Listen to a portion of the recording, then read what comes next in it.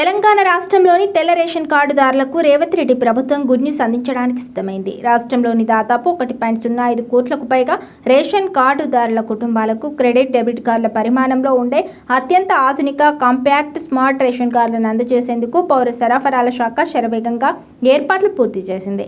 ఈ smart ration కార్డులలో QR కోడ్ను కూడా అనుసంధానించారు. ఇప్పటికే కార్డుల ప్రింటింగ్ పూర్తి కాగా వాటిని రాష్ట్రంలోని అన్ని జిల్లాలకు రవాణా చేయడం జరిగింది.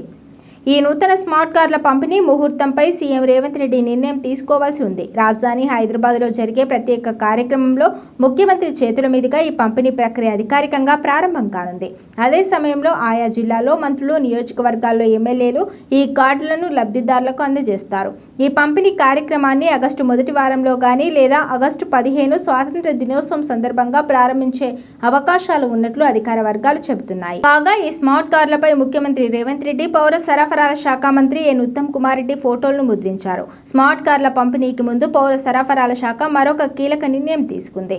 అర్హులైన ప్రతి ఒక్కరికి రేషన్ సరుకులు అందించేందుకు జూలై 31 నాటికి 100% ఈకేవైసీ ప్రక్రియను పూర్తి చేయాలని అధికారులను ఆదేశించింది. రాష్ట్ర వ్యాప్తంగా ఇప్పటికీ దాదాపు 5 లక్షల మంది లబ్ధిదారులు ఈకేవైసీ పూర్తి చేయాల్సి ఉందని అధికారులు గుర్తించారు.